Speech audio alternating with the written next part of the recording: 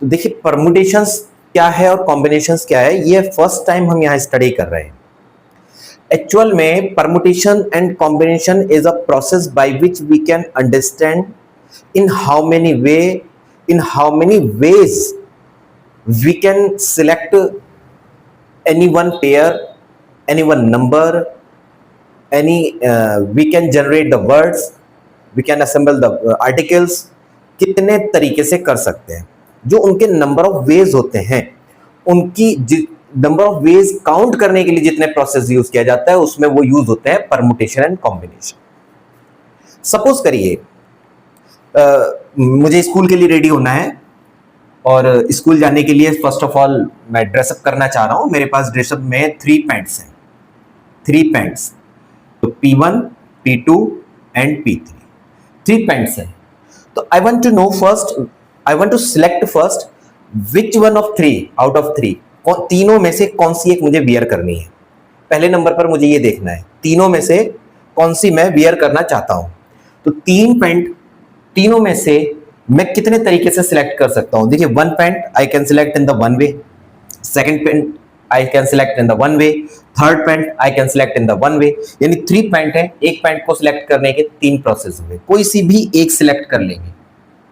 ठीक है, तो मेरे पास 3 पैंट है, तो 3 पैंट्स का मतलब हुआ कि मेरे पास नंबर ऑफ 3 वेज हैं सिलेक्ट करने के।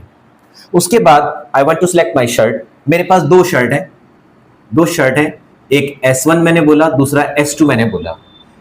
फिर यहां पर S1 S2 S1 S2, ये मैं क्यों राइट कर रहा हूं इस तरह से, समझिए कि मेरे पास 2 शर्ट है। एक्चुअल में करना क्या है मुझे कि मैंने पैंट को सिलेक्ट किया, after that I want to select my shirt, मुझे सिलेक्ट करनी है शर्ट। मेरे पास 2 शर्ट्स हैं, मैं उन 2 में से कोई एक ले सकता हूं। यानी पैंट 1 के साथ मैं या तो शर्ट S1 सिलेक्ट करूंगा या फिर मैं पैंट 1 के साथ शर्ट X2, दोनों में से। First I want to select out of 3 pant, then I want to select out of 2 shirts. तो 2 शर्ट्स में से मेरे पास number of way of selecting the 1 shirt is 2।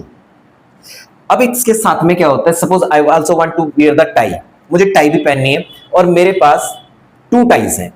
तो 2 टाई है, तो मैं पैंट यहां पर शर्ट के बाद में टाई को सिलेक्ट करना चाह रहा हूं, यानी T1 और T2। यहां पर भी T1 एंड T2, यहां पर भी T1 एंड T2, यहां पर भी T1 T2। ठीक है, यहां पर 2 शर्ट 2 टाइप पहननी है मुझे, T1 और T2। यहां पर भी मुझे 2 टाइप पहननी है, T1 T2। 2 नहीं, मतलब 2 में से एक पसंद करनी है, उसके बाद I want to wear that one.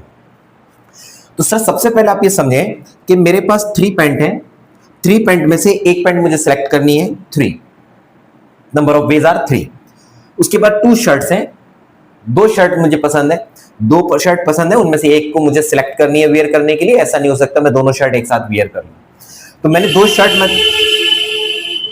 Shirt मेरे पास है, 2 में से एक शर्ट मुझे सिलेक्ट करनी है, तो उसके नंबर ऑफ वेज होंगे 2। 2 टाइज हैं, मैं दोनों टाई एक साथ वियर नहीं कर सकता हूं, I can wear 1 tie in a 1 time, so that मेरे को क्या करना है, 2 टाई में से एक टाई को सिलेक्ट करना है। अब इसके अंदर 2 कॉन्सेप्ट आते हैं। कॉन्सेप्ट एक तो आता है एंड, एक आता है और। अब एंड का मीनिंग क्या है, देखिए मैं यही समझा देता हूं आपको, बहुत आराम से समझ में आएगा।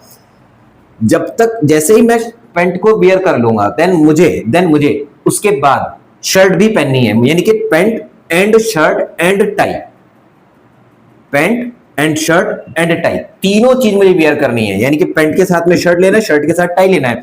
मैंने पैंट सिलेक्ट किया, अब मैं सिलेक्ट करना चाहता हूं एंड आई आल्सो नीड, और मुझे जरूरत है किसकी, एक शर्ट की, and I also need 1 tie.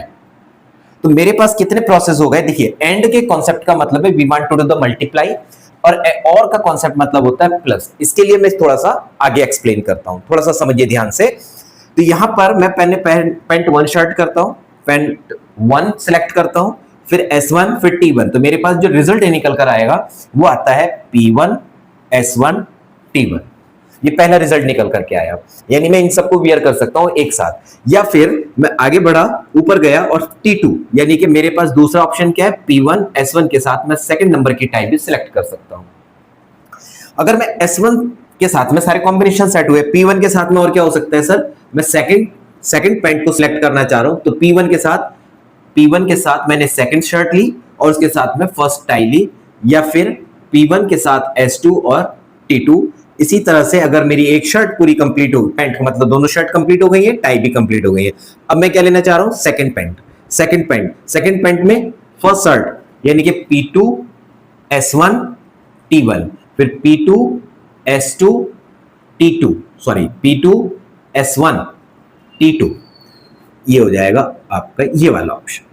इसी तरह से यहां क्या बनेगा, S2 के साथ में सिलेक्शन करते हैं P2 S2 T1, ये हो जाएगा आपका P2 S2 T2। अब मैं पैंट थर्ड सिलेक्ट करता हूं, यानी कि पहला ऑप्शन मेरा क्या बनता है, P3 S1 T1, फिर दूसरा ऑप्शन क्या बनता है, P3 S1 T2 second shirt tie. और देखिए इसके बाद में S2 के साथ में सिलेक्ट करता हूं P3 S2 T1 and P3 S2 T2, ये वाला ऑप्शन मेरा ये कंप्लीट हो जाता है।